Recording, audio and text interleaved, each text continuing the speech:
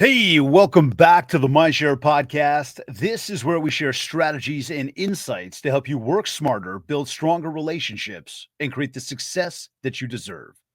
Today's episode is number 337. So there's been a shift happening across Canada. People are frustrated, taxes are brutal, the economy's unstable, and after another federal election that changed absolutely nothing, a lot of people are saying, I'm done. Done with the cold, done with the cost, done with this version of Canada that no longer feels like the one that we grew up in. And more Canadians, they're looking south, dreaming of a better lifestyle. But here's the thing. Most of them have no clue what it really takes to make the move, to actually pack up your life, your family, your business, and start again somewhere like, say, Florida. Today's guest, though, he did exactly that. And he didn't just move. He built something. He built two real estate brokerages, one in Ontario, one in Florida. He's developing homes, raising a family, and helping other Canadians make the move he once did himself. So if you've ever thought about leaving, or you're just curious about what it really takes to make that kind of leap, this episode is going to open your eyes to exactly that. Joining me on this episode of the MindShare Podcast is a longtime real estate investor, developer, and entrepreneur, and someone who's now living the life a lot of people are chasing. Steven Zalunardo. Steve, welcome to the MindShare Podcast, brother.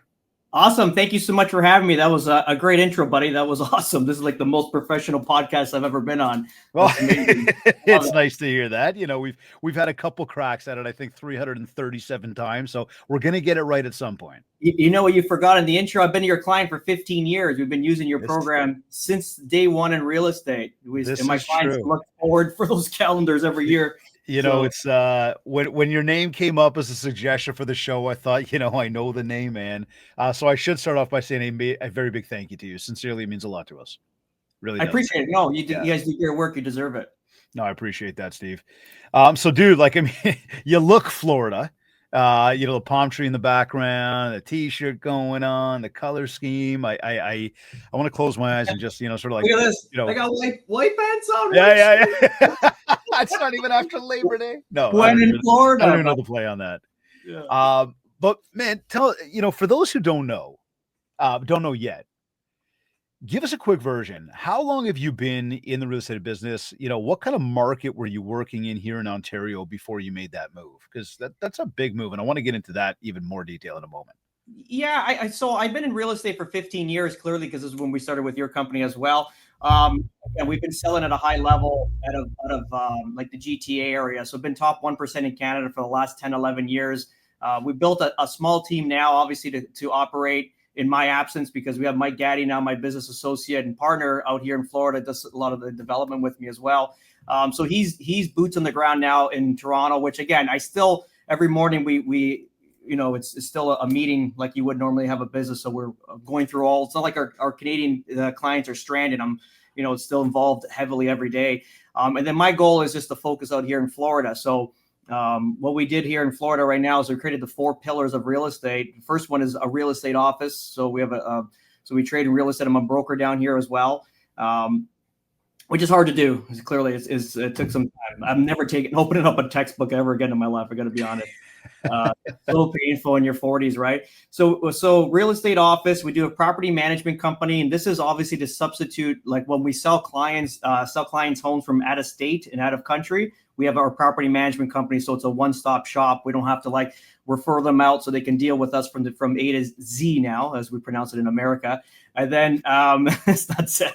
And it's soda. It's not pop. I got you. Yeah, there's a bunch of stuff. Yeah, and it's It's not you're welcome, depending on what part of the states you're in. Correct. Yeah, I'm learning. Those rockets, they call them Smarties here. It's a whole different thing. But anyway, so then we were building our third pillar is a home development company. So we're building homes. We got our first one out of the ground and built fully ready to sell. And that was like from dirt. Imagine this, the regulations. So we bought a lot. This is why we moved also for regulations, taxation, and also a better life for our children. But we went from buying a lot, got it literally, an architect designed it. We fiddled with the design of it, got it to the city and got it approved in less than 3 months. Okay, so that's the approval process. And then we went from dirt to installing kitchens like millwork in 70 days. Just think of that. It's 2 months and a week. Wow. So like, I mean, we can come out here and we can kind of layer, like we're coming in with a different hustle, clearly. Like, I mean, I never sleep, like I sleep clearly, but I'm always looking to progress and move in life. And what am I doing next? I never want to be stagnant. So this is a place where you can grow. We can keep pushing here.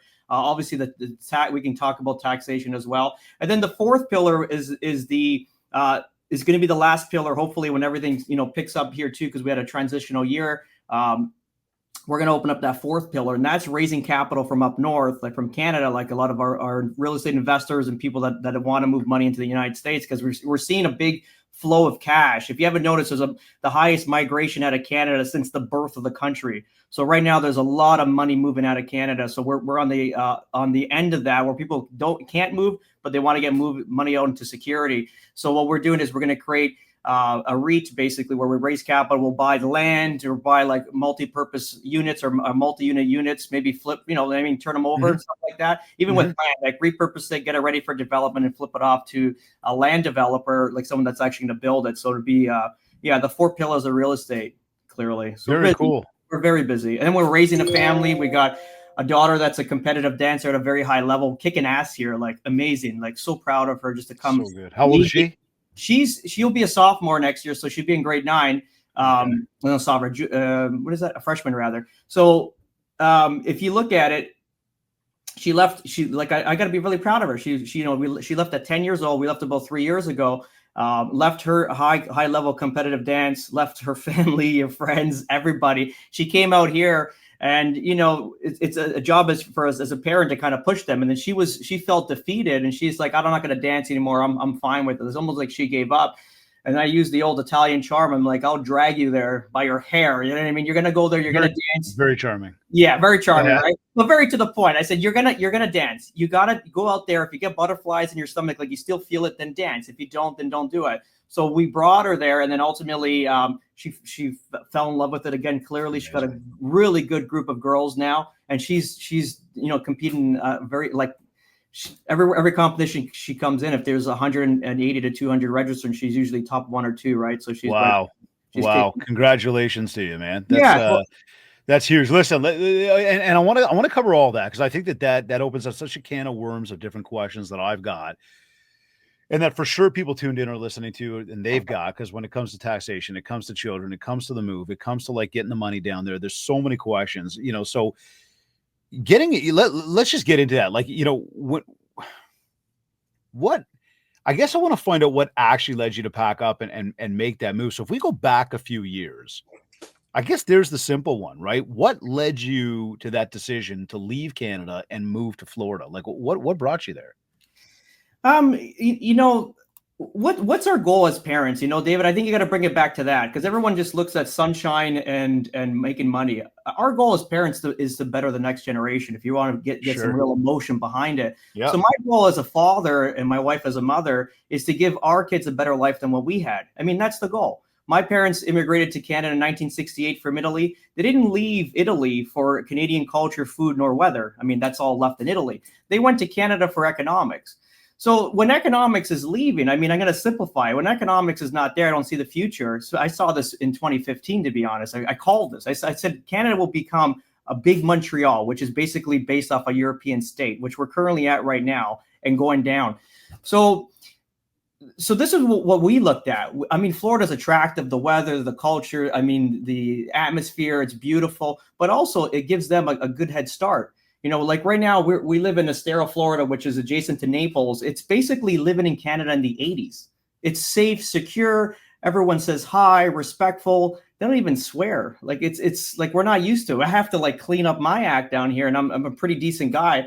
And so we like it down here. It's like living in Canada in the 80s, right? Everyone goes to church on Sunday. Everyone has some sort of foundation with family. It's a different spot. I think in Toronto, we saw a lot of that leaving, even with our own family and cousins and whatever. It's non-existent. It's non-existent. I mean, you might find it when you go and have that family dinner that there's culture.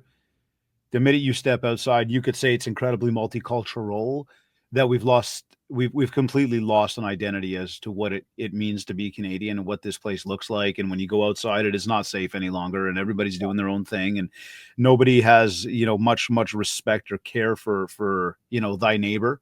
And I don't mean necessarily our next door neighbors, but I mean just driving on the street and the way people drive with each other and talk to each other and walk through a mall together, or hold the door, don't hold the door, smile or don't smile. Like you said, people say hi to each other. There's some, some major changes that have been taking place over these past number of years, and I believe that they've become very amplified. Now, for your side, when I was going to say, like, is this more of a business opportunity, a lifestyle decision? It sounds like very lifestyle, but maybe a mix of both. No, it's for the kids. Okay. So Yeah. ultimately, like, it's obviously there's beneficials to be in the United States. Clearly, as much as some people don't want to, you hear it and they kind of roll their eyes. It's the most powerful country in the world. Let's face it, and the biggest opportunities are here. Doesn't matter where you are in the world. If you make it, you always go to the States at some point. It's like playing OHL hockey than NHL. It's always a different spot. Right now, we have in the state of Florida, we're 24 million people, which I believe we're the second or third. I think we're the third most populous state in all of America. We actually surpassed New York. Imagine that.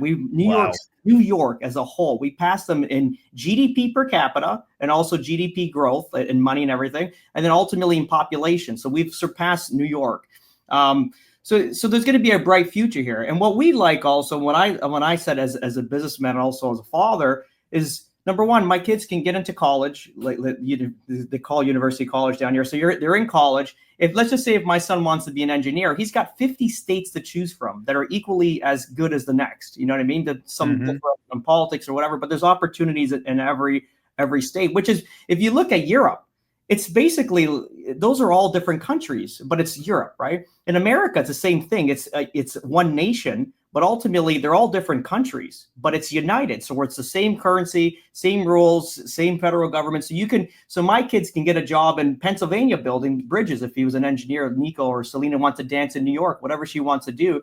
And here the travel is, I can be in New York for $150 in an hour and a half. Are you a citizen down there now? We're working towards it. Clearly, yeah. It's not as easy. It's not easy, but it's doable and it's worth it at the end. Okay. But so there was no specific breaking point for you, but you saw the writing on the wall when it came to the economics. What was that? Breaking point was Feb of 22. To be honest, we were locked down already for 2 years. We saw just the fabric of Canada just disintegrate in front of our eyes, to be honest. And it keeps happening, man. It just keeps getting worse. And we saw like a lot of, if you're following the Parliament and the bills that are getting passed, I'm like, I don't know how everyone's more worried about the Leaf game. Are you kidding me? When everybody went and re-voted for this shit. What I'm saying. So I don't get it. And then we kind of looked at it. I'm like, me and my wife, we had like a 7-day process. We sat in the bed. There's our mattress conversations, our mastermind between husband and wife, and a TV, like a YouTube, so we can kind of, picture where we want to go. But it was like 7 days. I'm like, and I remember, so think about family, this. Heritage, like especially, let's say, and my wife Italian, like you're Italian, like I understand the culture. It's very together. Very together, hard. How did you just pick up and leave mom and dad even? Well, again, it's what are we doing for our kids in the next generation? Because they left their parents as well for their kids and their generation. So at the end, this is what my parents were cool. My wife's parents were cool as well. They understood what we're doing. We're not going down here for the sunshine and the ocean. I think people get confused with that. This is to give the next generation a better opportunity. Whoa. Wait a second. There's no sunshine and ocean? It's here. Seriously though, Steve, talk sunshine and ocean. People love this idea of moving to Florida as opposed to like somewhere, in the middle of the U.S. And no offense to anywhere in the middle of the U.S. There's some very beautiful places, but the point is like that sunshine and that ocean. But most have no clue exactly where to start. What would you say once you two had that conversation in bed with YouTube or whatever, and you're trying to figure out where to go, and you finally make this decision, like that's it, we're going to do this. What first few steps did you actually take to make it happen? Like we think about legals, we think about financials, we think about logistics. What did that look like? I think so. I'm very linear when I think. So I think in order. Thankfully, it was a gift. But it's like, clearly you got to figure out what you're going to do down here. So that's like, what are you going to do? What are you going to process? Like you're going to come down on a visa clearly. So what are you good at? Or what? The good thing is, look, if you sold in Canada, because the houses are a lot more expensive in Canada than here. Okay. So you sold, you have a lot of cash. Let's just say you cash out, you have $1 million in cash. You can rewrite your life here. So with $1 million in cash, you can buy a brand new townhouse. Let's just say you want to go like really, like the smallest version of, you can buy a brand new townhouse here for $250,000 in a gated community. Wow. So you can pay that in cash, have an HOA, they cut your grass, the grass is watered, and you have a full amenity center for $250,000, $260,000. So but that's USD. Yeah. So let's say 330K Canadian, like something around there. It's what 40. if you want to get into a 4-bedroom home? Depending location, I can get you. We just sold a Canadian a 5-bedroom home in North Fort Myers, which is not like Estero, Naples. It's a little bit north. It's like Alliston for like Florida. Let's just say like nice, great community, but the income per capita is going to be lower clearly. But I mean, it's like great, safe, the whole thing. 5-bedroom for $260,000, detached garage at 2,800 square feet. So wow. So that's what I'm saying. Let's say let's just say you got a townhouse in an area more like around, like for us, you can get into a villa, which they call like a semi in my community, is for like $350, $380 US. Okay. But I mean, ultimately you bought that and now you can focus on who you want to be. You can rewrite your life. So if you come in at 40 years old, obviously you have, a career, or you've grown mentally, you have some sort of growth. You can come here and just write your book from scratch, and you can do it at your pace. We find like up north, even I was down there for Victoria Long Weekend because I'm promoting both businesses at the Nobleton Fair. And you can just sense the anxiety in the air, the unknown. Here we have a clear picture. There's sunshine here, and not just because we're in Florida, but there's light at the end of the tunnel. As much as people don't agree with the administration, some people don't, a lot of people do. If you got to really read between the lines with media. Yep. There's light at the end of the tunnel. They're creating millions of jobs down here. And that's not for the elite. Well, we're used to politics where they always cater to the elite. This is the first time I've ever seen in history where they're actually like, no, let's bring back manufacturing. So, these neighborhoods that were terrorized without no more jobs, that literally fell into disarray.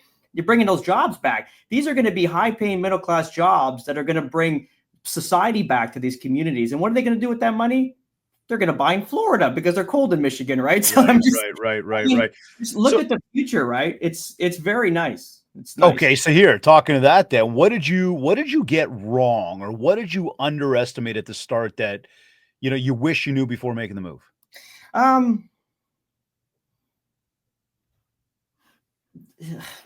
There is nothing, honestly. I picked the right side. I picked the right community. I picked the right businesses that I'm, that I love doing, real estate and building and, dealing with clients. So that's all good. Kids are in a great school. They're in a charter school, which is basically private school without paying for it. Wrap your mind around that. Wow. Pay private without paying. Okay.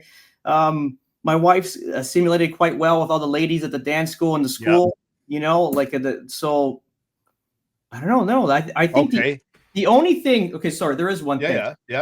Is the taxation. I was about to go there, like in terms of surprises to adjust in the system. I'll bring up taxation. I'll bring up real estate. Well, real estate prices you just talked to. Let's talk schooling. You mentioned about the private school, healthcare, banking. I'll go through them all. Yeah. So the one thing you got to, and I don't regret it because I went and did the right steps. Again, we built a plan out. If you ever have a Trello board, it's a great process how to process anything in life. We do that for everything, all our businesses and even our life.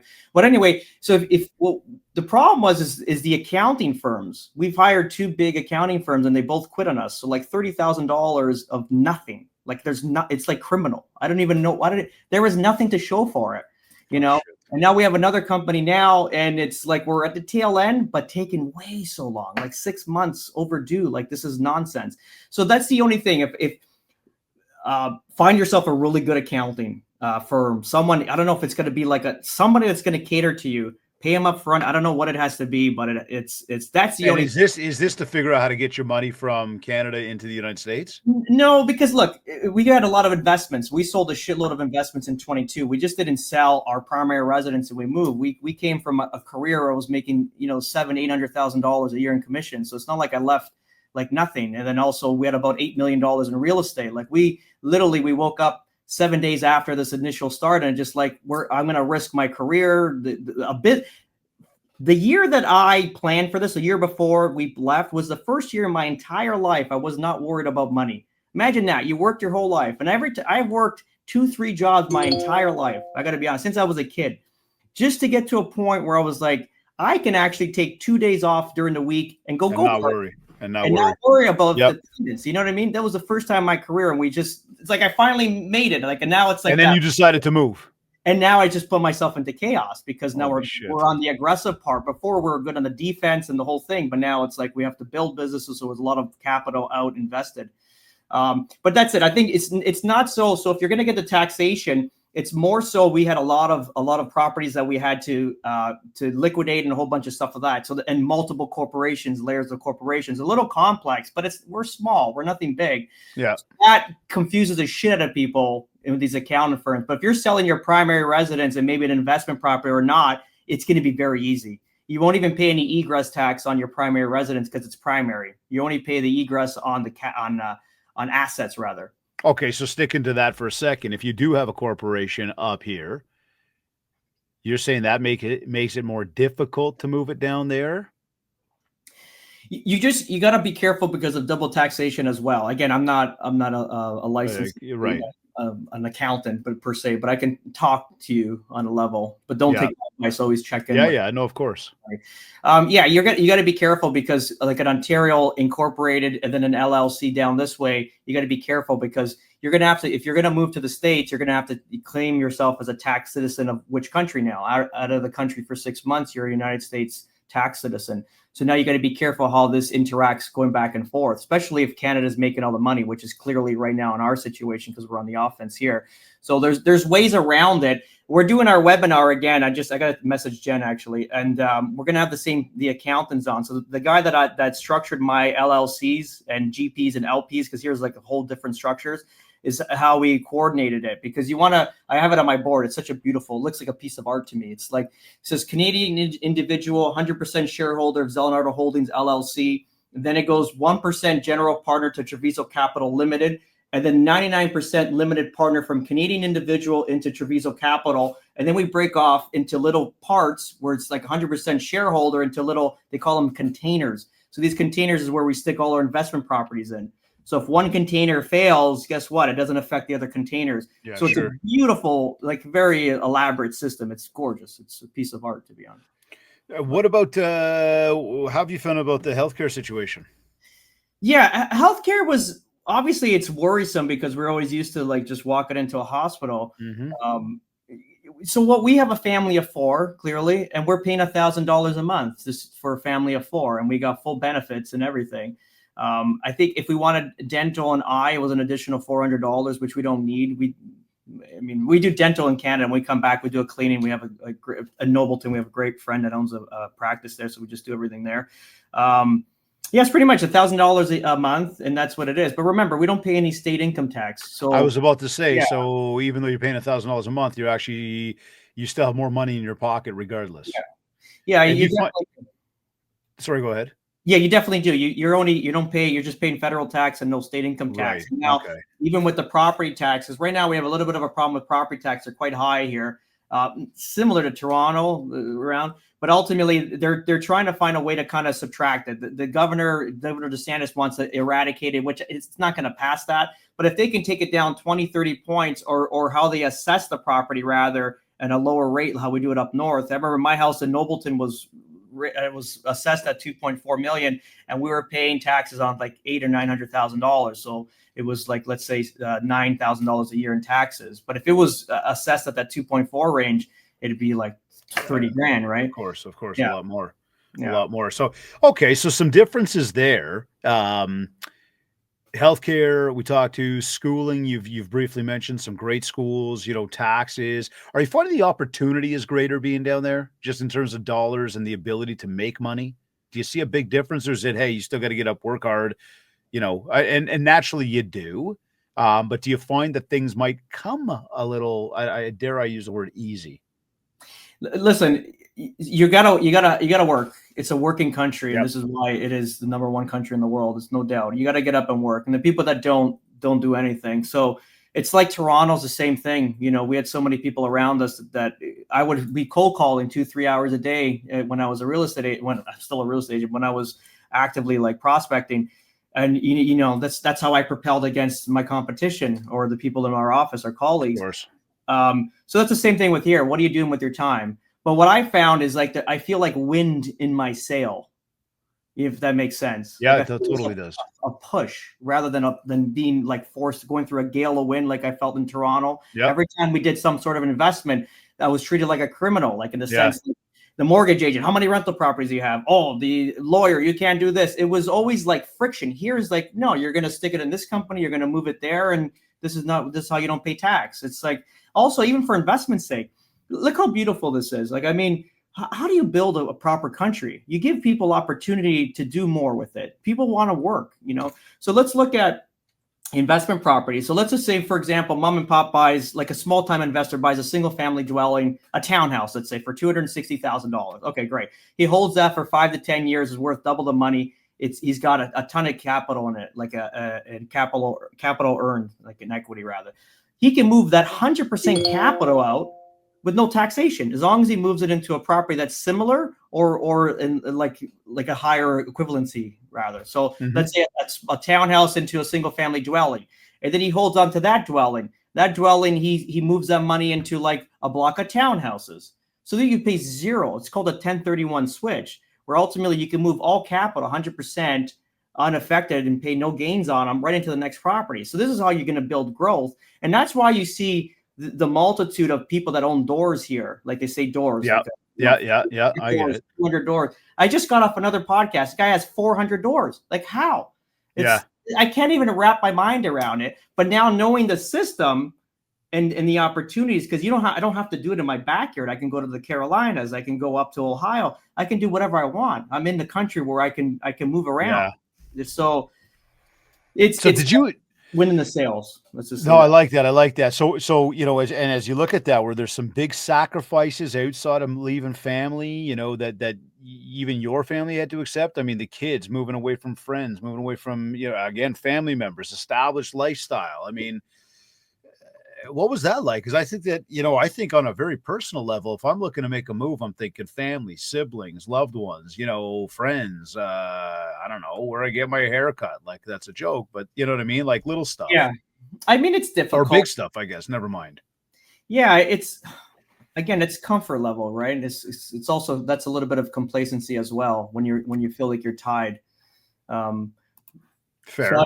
Yeah, I think so. I think you can't get attached to bricks and mortar, things that you own for sure, because that's definitely just an easy excuse.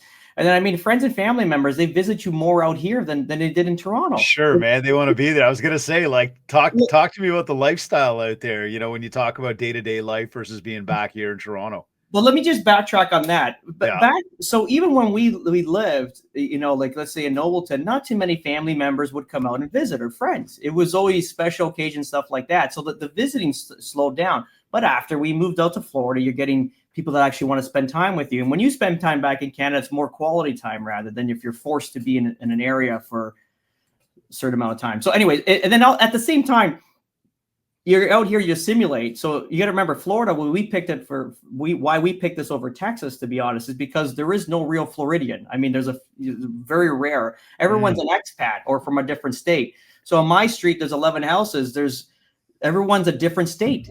For every house is a different state. So everyone speaks different or has a different accent. So you can't, like if we went to Texas, they would know where you're from. You're Canadian, right? Or something like that. Like they don't know. I sound like a Midwesterner type accent, either Chicago or like Minnesota, around that because the way they pronounce certain words.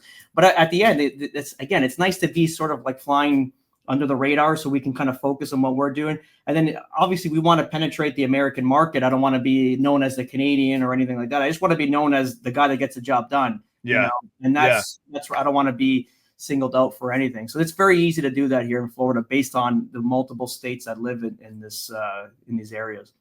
Which is real nice, real nice. So you've got some opportunity out there. It sounds like, obviously, in a big way, and naturally getting up again around the palm trees and the ocean on a daily basis, probably from a mindset perspective, is super helpful as well.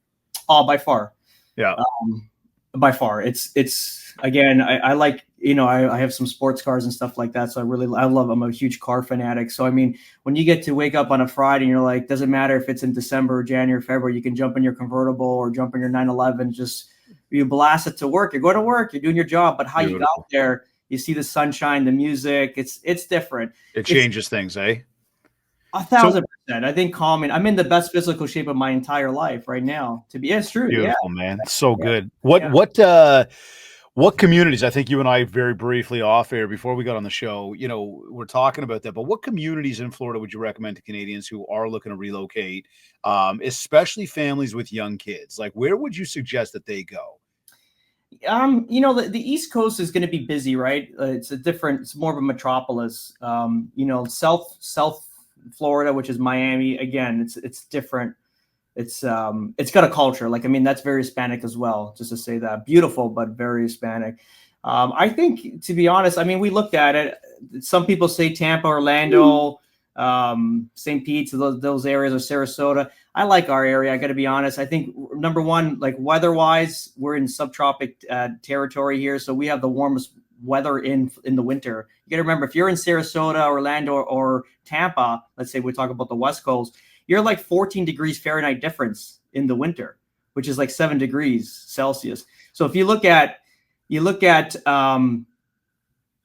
let's just say in the winter, we get into let's say high 40s in the morning. You're in the 30s, and 30s is basically 0 degrees. So it's pretty painful if you're out that way. Also, for what we like to is it's a small community. We're 1.2 million people. Number one, Lee County and Collier County is where we are right now, is number one and number three safest places to live in America. So just put that in. Where'd you say they were? Number one and number three safest places to live in America. What's it called? Lee County, which is Fort Myers, Estero Bonita, and then Collier, which is Naples. Yeah. Interesting. Okay, cool. So, okay, here, what about when we talk about safety for weather, hurricanes, all that stuff? Yeah, look, if you look at the history of the weather patterns, they say it's the West Coast that hits more. It's the East. Because remember, the Atlantic, and I'll go through this a little bit more, but the Atlantic has no barrier. So number one, the oceans are always rocky. They're cool. They're unusable in the winter. Forget about it. Undertow and a bunch of stuff, and you got brown sand, like Wasaga Beach. So when a storm comes in from the East Coast, there's no barrier to break it. It's just coming right at you. The West Coast, we have barriers. We have Cuba that blocks us. We have a little bit Mexico, and we're in the Gulf of America now. They renamed it, but it's in this nice little area. And then you look at the storms. We had 49 storms per side, so they're equal. We had one more major storm, 17 on the West Coast and 16 on the East Coast. And this is just basically the last, since I moved down here, let's just say the last 3 years, we had one major, which was Ian, and then Milton, they all went up to Tampa and Sarasota. So we didn't get affected by those, but those are the storms that kind of put us on top of the East Coast. But at the same time, when the East Coast gets hit, there's no barrier. And you kind of see the flash flooding in Fort Lauderdale Airport, that's just rainfall flooded the whole thing. We don't get that here. We got proper drainage systems. It's nicer, right? For that extent.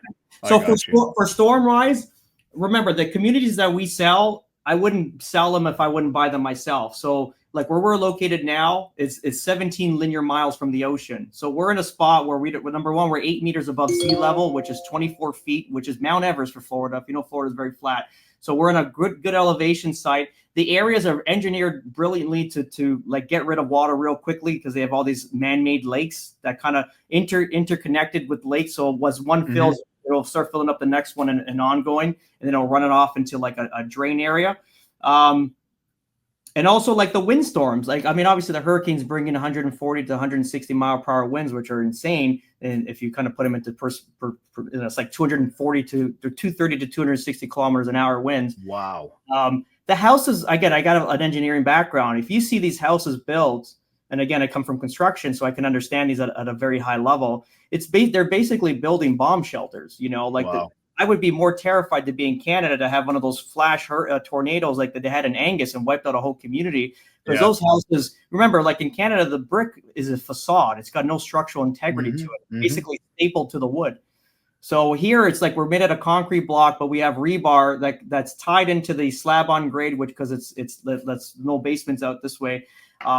Structurally tied to the foundation through the concrete block, and then the rebar, which is 3/4 of an inch, gets tied to the roof. And so there's never going to be any lift with the roof. It's not going to get torn off. Plus, in my community too, we also have like concrete roof tiles. It looks like slate, right? So it's like a nice. Yeah. So what you're saying is the West Coast is the best coast. Absolutely. All right, here, just before we dive into what this really means for Canadians thinking about making the move, let me take a quick second to thank our sponsors. First off, this episode of the MindShare Podcast is brought to you by Kits Keep in Touch Systems, your ultimate marketing lead generation CRM, REM Real Estate Magazine, Canada's trusted voice for industry news, and Revel Realty, where bold marketing meets top-tier training. Now, while you're listening to this, I want to encourage everybody, head over to MindShare101.com, grab your free copy of the Ultimate Marketing Bundle. And if you're ready to grow your business with coaching, group training, or want to bring momentum training to your office, we do have you covered. Okay, let's jump back in. We've now talked about the process. Let's get into what people really need to watch out for, Steve. There's a lot of buzz around, again, this idea of Canadians wanting out. What would be your message to anybody who says to you, I'd move tomorrow if I could? What do you mean? Like, should they do it or not? Yeah. Like I would do it if I could, Steve. What do you say to people? Well, anybody can. I think, listen, it's not for everybody. Not a lot of people. If you got to be mentally strong, like some of the points that you touched on regarding not being around family for help, not being around your regular friends. Like if that's going to bother you, you're going to have trouble here because you're going to meet I have a lot of great friends now. All my friends are all American. There's a lot of Canadians that moved down as well. So we hang with everybody, but it's not for everybody. Clearly it's not going to be for everybody, but at the same time, what are you doing for your children at the same point, right?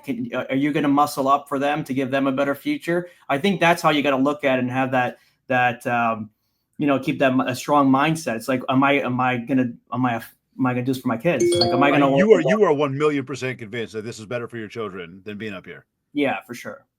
So what about some common misconceptions that Canadians might have about moving to the U.S. or living in Florida? Like maybe some things you thought about or you've heard from people. They're like, oh yeah, this, and then it's like either you got down there and realized it wasn't this, or people have come down and said, oh my God, here's what I thought, but here's what the reality is. Is there anything there that stands out when I say that? There's one Canadian family that weren't my clients because they moved down prior to me. They came down here and thought they were going to be on vacation for the rest of their lives. They came down, they moved preparation was bad. They didn't even have a visa in place. They moved their whole house. They moved cars down. They bought a house and they went to restaurants every day and by the beach.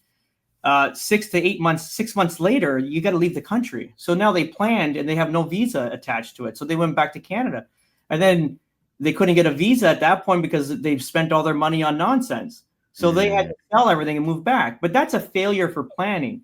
If you're going to do a linear, obviously it's like, number one, how am I going to make money to support everything? Once I figure that out, then I can kind of base everything around that. So as long as you're going in very logically, you don't got to be a scientist to figure this out, like an inventor of an iPhone. It's literally just linear. How am I going to make money to support my lifestyle? And maybe I should just tone it down, maybe 2 grades until I get used to.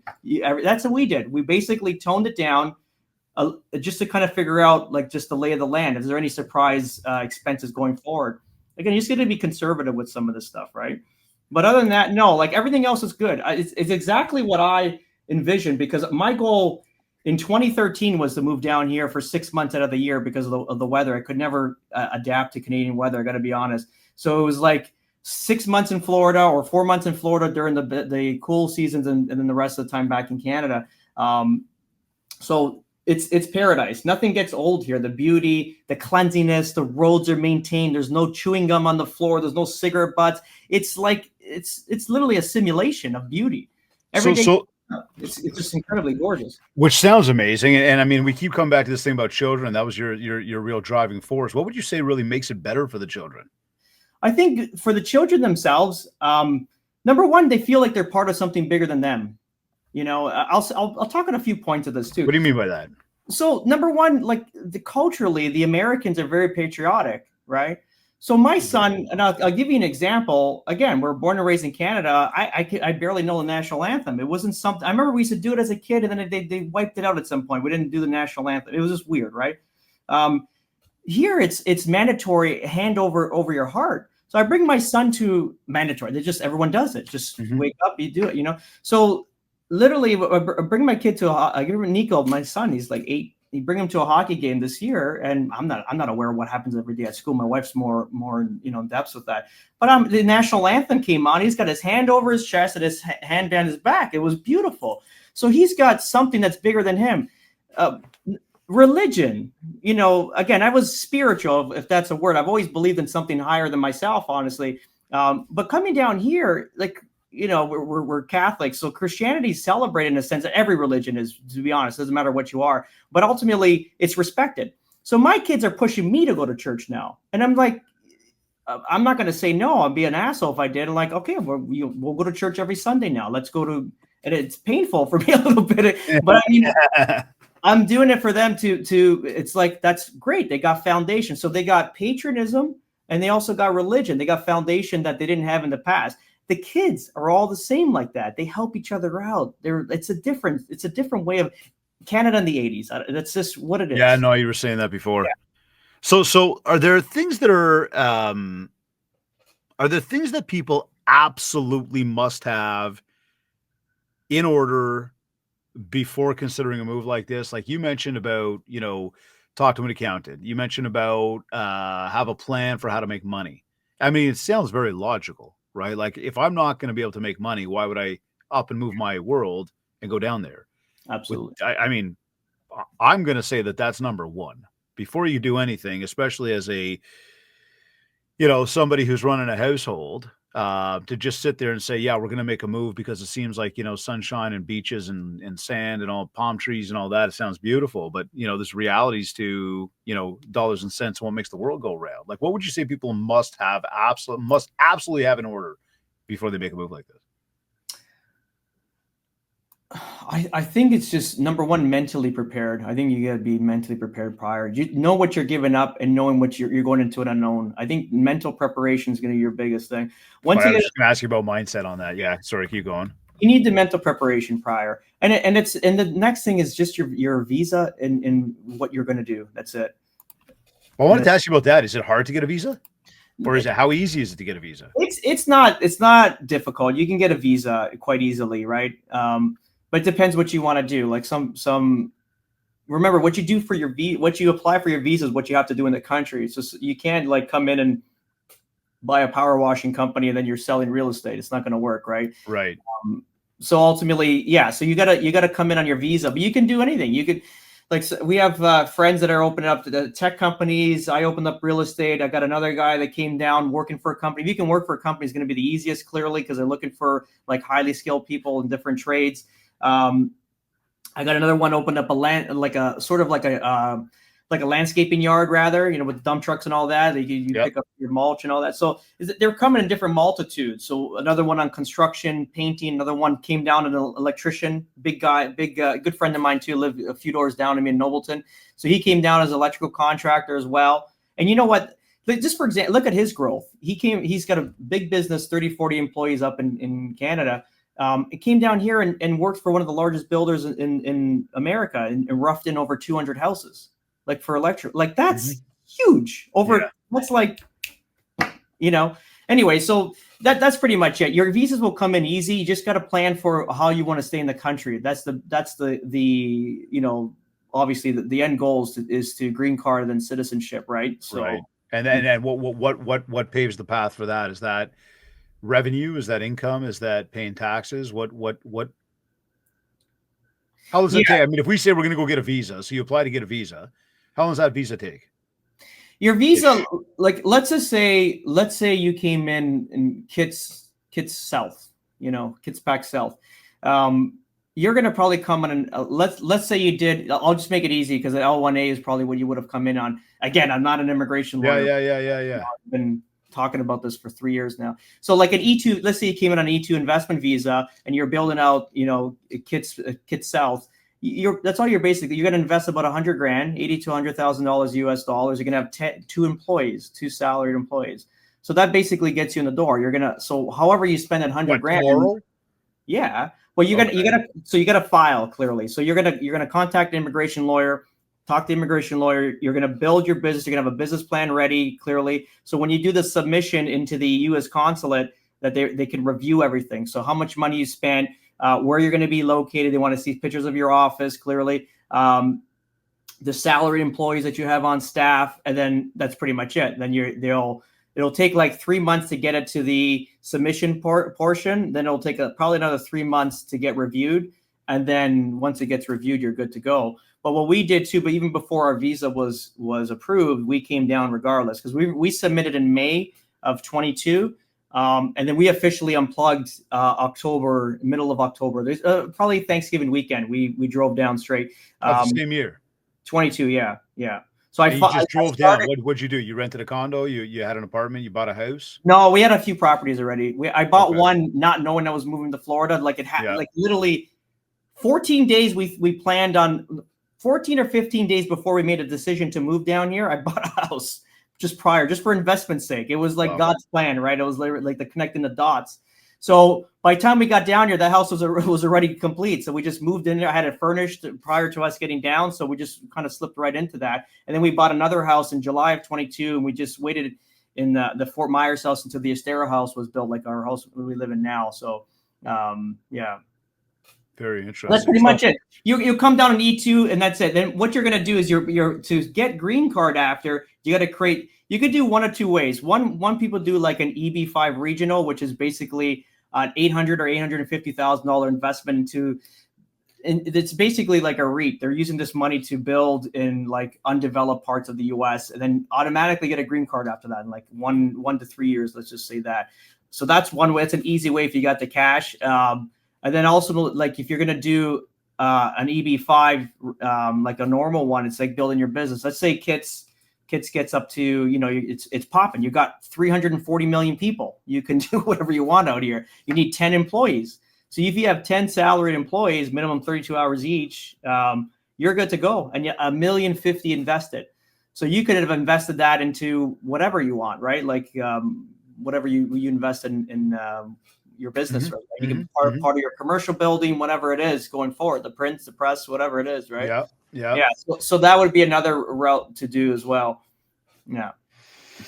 Interesting. And I mean, from a personality perspective, when we talk about that, same thing when I said absolutely must have, we talked about mindset, and it's that strength to persevere and really grow and do, as opposed to be complacent and lackadaisical to the fact that you are at the beach. No, you are starting a new life. And there's a lot of, work that goes into really making that happen. You know what? To be honest, it's exciting. There's got to be a sense of excitement around it for sure, but naturally there's a sense of fear too, right? Yeah, it's wild. It's an adrenaline rush for sure.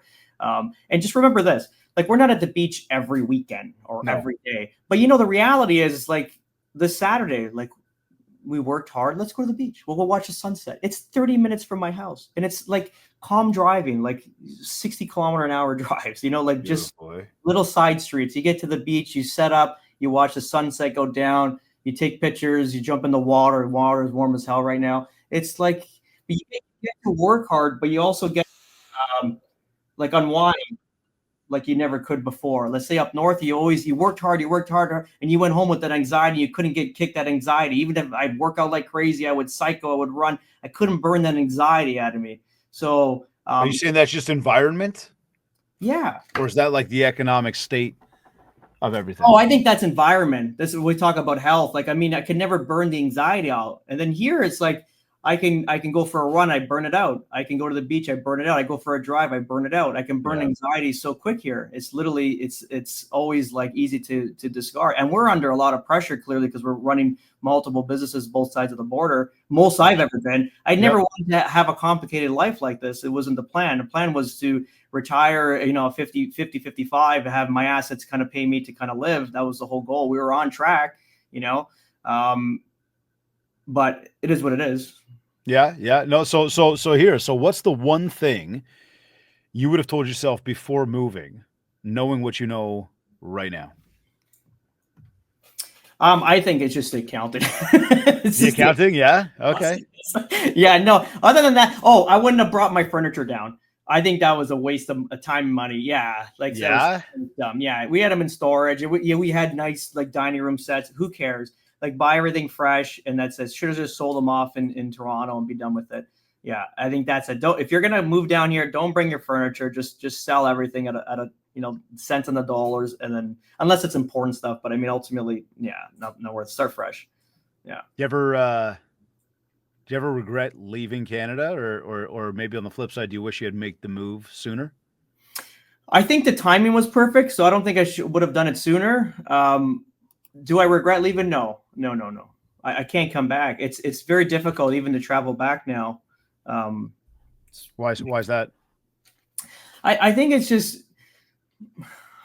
I don't know, man. When you're out here, you got to experience it. It's just a different sense of living. It's a feeling, and it's not me. Like we were with my wife's friends over the weekend. They were from Boston originally, from Massachusetts, and they've been down here for 20 odd years. They only travel up north. They're like, we got like 4 days, and then that's it. I got to get back to Florida. So it's not just me and whatever's happening in Canada, the politics and all that, or the economic failure, let's call it. It's just a feeling you get. Like you feel at ease here all day. Yeah. Interesting. And you got adjusted to the food and the culture and. Yeah, I mean the culture is basically we are Americans as Canadians. Yeah. We watch all their sitcoms. We watch all American movies. We listen to all American music. We watch all American sports. What do we? If realistically, we are a sub country of America. How do you get the Jays game or the Leafs game down there? I don't watch them. Okay. So, dude, what's next? You were saying about the 4 pillars. What's next for you out there in life and business? Future wise. Now that you're there, kids are established or working to build a life. You're down there, doing what you do. I think the next steps obviously is I want my home building company to get, because that's always been my life goal, is to get my home building company up to a point. Like the goal is always like 60 houses a year. Like that's where I want to be. I want to have that a point where I can just, hand something off to the kids. I want to build something where I can give that, even if maybe they don't want it. Maybe I'm just. Is that down there or up here? In America, yeah. In America, interesting. Yeah. Are you building houses down there now? Yeah. Oh, cool. Yeah. Nice. Yeah. So. Yeah. What advice would you give to somebody right now that's listening who is stuck, who's frustrated, who is on that precipice of wondering, is there a better life for me somewhere else? What advice I would give them? Yeah. I think, listen, I think we get stuck in our own little ruts in our brains where we think that we are like, stationed in life. We grew up in Mississauga. I got to live in Mississauga. I grew up in Woodbridge. I got to stay. It's not the case. We're basically we're free. We can do whatever we want. The only thing we locks us down is our mental like state, and then people around us. Because even for us moving, people thought we were nuts. Because this is way before now. Where are you going? Blah, blah, blah, blah. I'm like, what have you done in your entire life? You've done nothing. There's like your life is so like, it's a good life. You live a great life, but you have no risk at all. You've never done anything more than what you've done now. So how can you even judge someone that's going to do something different? Because you don't really have the data to do that. So I wouldn't listen to anybody around you that hasn't done it themselves. I got lucky that when we lived in Bolton, we had our neighbors. They were Kiwis. They were from New Zealand originally. And this guy traveled, man. He was my dad's age. So he was probably 70, 75 this year. And I would sit there in awe. We would drink bourbon and I would just listen to his stories of his adventures. And he was in the UK. Then he went to Australia. Then he was doing guided tours in Africa. Like, I was like, what didn't you do in your life? Then he went to Calgary. Then he moved to Alberta. Then he went to Saskatchewan. Then he lived in Bolton, raised his kids. And then he went back to Vancouver. Like he's moving again. So I just love that sense of adventure, and that how many people like he's touched my life. I go, they're still alive. They've done well. Making that decision though, did your daughter not jump up at you as a speed bump, like you mentally, not her jumping up and physically doing it, but like we're like, oh my God, her friends, her school, her dance, her life, like, picking up for me is just, I can jump on the motorcycle and I'm gone. Yeah. Picking up my family and my household and the businesses and everything else, that, whoa, man, like I'm going to need like a whole like convoy, like I'm going to need a train to bring with me. Jen looks like she's ready to go with her questioning years. Jen is totally ready to go. Jen was ready to go the day we met. Jen's I gonna take show you up back to our honeymoon right now on the beach in St. Lucia, and she wanted to go, like, move to some tropical island and open a little tiki hut on the beach, and she'd be happy. Jen was cool. I obviously went to high school with Jen. She was one of the cool. She was cool. I don't know what happened. No, I'm joking. I love her. Yeah, she was cool. She was really cool chick for sure. She's the best. So, Steve, absolutely. what would you say to anybody who says to you, Steve? Let me touch on that with the daughter. Yeah. Sorry, go for it. Yes. So listen, that's the only thing that bothered me was leaving my daughter, taking her out of her dance school, to be honest. Taking her out because she was doing well. She had a good group of girls, and it was like her life.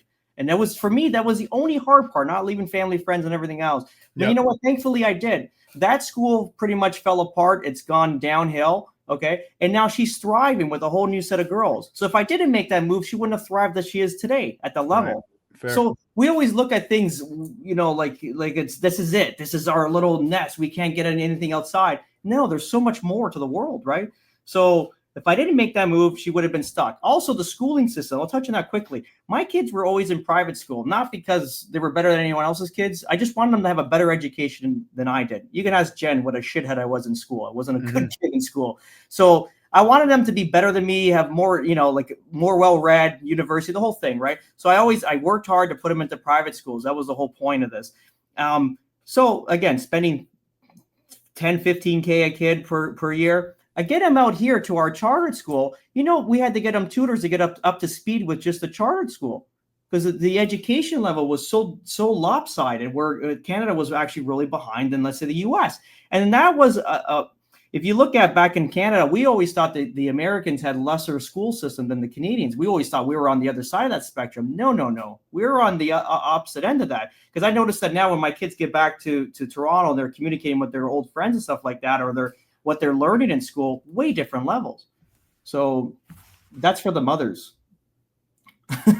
Always helpful to give a tip for the mothers. What about if somebody said to you, just in general, Steve, what would you say to him when he says to you, like, I can't? Yeah. Well, I'm going to say you can. It's just if you want it. I mean, it depends on someone's life as well. If they never did anything that's risky, it's going to be tough for them to kind of jump out of that norm right now. But I mean, anybody can. It's not the country is very welcoming to immigrants, as much as we're hearing like legacy media saying that the Americans don't despise the Canadians. We have all Canadian alcohol on our shelves here. The Canadians are the hostile ones that removed the American alcohol. So I don't know. Like, they love rye whiskey here. I've never seen Canadian whiskey. Like, I don't drink it. I never drank it. And it's like they love it here. I mean, what I'm saying is that the country is very welcoming. The people are very welcoming. So if they wanted to make a shift for a positive life change, I would really suggest, I don't know the other parts of the U.S. I know my part. I'm going to speak highly on it. And I think we've struck a little piece of paradise. That's very cool to hear, man. So speaking of paradise, you've gone up, you've gotten up in the day, you've done what you had to do, you've managed the businesses, gone out and worked hard, you've got your family, things are good, sun is shining. How do you know for you at the end of the day when you lay your head down that it's been a successful day for you? Thankfully, with coaching, I've been in coaching my entire life, or my adult life, let's just say, in my career, and all. I've read over like 150 books in the last 10 years, thankfully. The good thing is you wake up in the morning, you do what you got to do, and however the day turns out, you did all your best that day, and you can lay your head nicely at night and go to bed. That's it. Before you'd be anxiety, I didn't do a deal, I didn't make any money. As long as you did your task, what you had to do in order to make your money, and it didn't turn out to making money, it's fine. You just wake up the next day, do it again. So thankfully, I've reprogrammed the way I think, to be honest, or program from birth to like always have failure in the back of your mind. No, we every day's a win. What I used to start my days off was like a pilot. So I'd have like a checklist. So I'd have more wins than losses. Okay. So a win would, like, the ultimate day was like signing a contract in real estate, but it was like woke up at 5:45 a.m. Bang, that's a check. Right? See, 100%, man. I know everybody tuned in right now. They all hear me say the same thing all the time. It's got to be the small little wins. Yeah. Progress over results. Write my scripts out. Role play my scripts. On the phone cold calling, lead follow-up, set appointments, and then that's it. If I did, those are like 10 to 15 wins in the morning. I won the day. Yeah, I love that, man. I'm a winner. And I think that's the way I look at it even down here. As long as I'm not screwing around, I'm not at the beach, I'm at the office, I'm making my calls, I'm setting up appointments, I'm doing my tasks. Who are you calling? Who are you prospecting to? You got a farm area now? Like you built that up? You're calling your database. Your database is back home in Toronto. You're building up a database down there. Like, is that the idea? Yeah, Canada's going well. We're building that as well through other click funnels and stuff like that. But a lot of it's still a lot of past clients, centers of influence, stuff like that. And then it's doing well. We're on, like, this year we'll do 50 deals. Like, I think that's decent, right? In a transitional year. Think about a year in Canada. Yeah. So here, what we did, I've hit this market a lot harder than I did in Canada because it's a little different. A lot of people are coming from out of state, so YouTube's a big thing. I got a lot of American clients through YouTube. I'm like a C-class celebrity at our like community. It's like, oh, Steve, you're the real estate guy. But I used to watch your drones and this, blah, blah, blah. So I was like the trusted source to that. Then we do farm the area. It's, we're 1,200 homes. We're adding a second phase, which is another 1,200 homes to it. It's okay. We're generating business out of that. And then ultimately, good thing is right now we have a lot of Canadians that are buying as well too. So that's a lot of they're calling me, to be honest, which is great. And again, just following up, keeping in touch with them, getting them the information that they need. Like right now we have 4 or 5 people that flew in. This is why I just sent my assistant out with them today. Surprises. Like we're coming on the weekend. It's like, you got to give me notice. I'm not used to this. Usually have everything planned out, 3 to 5 days in advance, right? But if they're only here for like 48 hours, you got to make do with it. So, well, man, it seems like you're having a ton of success down there, and I could certainly talk to you about your prospecting, your real estate business, and the marketing. But we'll save that for another time. This has been fantastic, man. I guess I'd sign off just before we do that and ask you, any final words of wisdom that you want to share with anybody about making a major life move like this, about anything in general, and of course, please let everybody know how they could find you if they do have any further questions about anything we talked about today.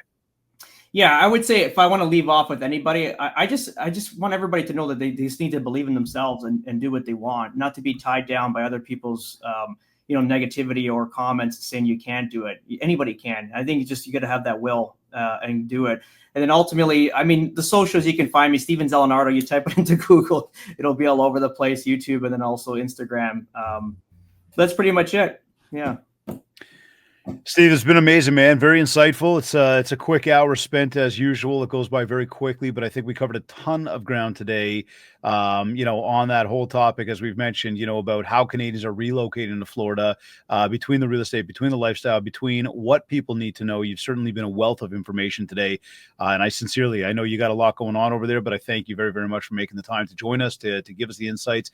And I do encourage anybody that if you do have further questions, reach out to Steve, find him on Instagram, Steven Zalunardo, go to his website, contact him, ask him questions and find out, see what more you can ask him about, see how he can help you make that transition, make that move, or share insights with you. Again, he's a businessman, but he's also a father, family man. He's been through, as we've learned today, all the ups and downs of making the move. And I would say a big congratulations to you for having the nerve to actually do it.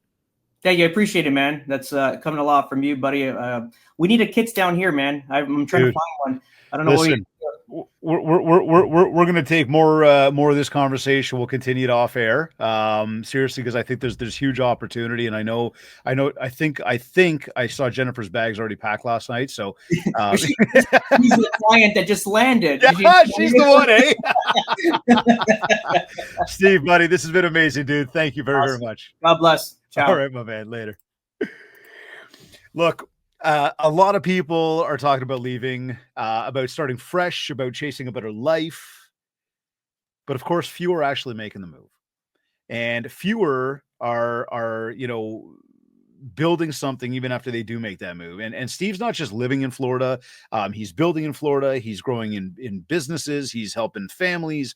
And he's doing it with both feet in. And this is a huge thing. So look, if this episode sparked anything in you, if you've been wondering if life somewhere else is possible, I hope you did get some clarity about all of that today. And more importantly, I hope you understand that, as Steve just said, opportunity truly does exist, but it's only for the people who are truly willing to go after it. If this conversation hit home, do me a favor, subscribe to the show, leave a 5-star review, and please share this episode with someone who's been talking about moving but hasn't made that leap yet. Of course, I want to encourage you to visit the website. Go over to MindShare101.com, grab your free copy of the Ultimate Marketing Bundle. If you do want to work with me or find out what it's like to work with me on one-to-one coaching, or you want to bring in momentum training to your office, let's talk. Don't forget, we're here to help you with everything that you want when it comes to both life and business. Be sure to connect me on Facebook and TikTok at MindShare101 and on Instagram at David Greenspan 101.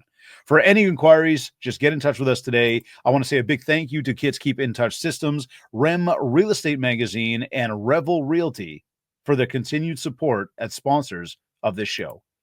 Until next time, keep building the mind share because it will earn you that market share. This has been another episode of the MindShare Podcast. Thank you for tuning in.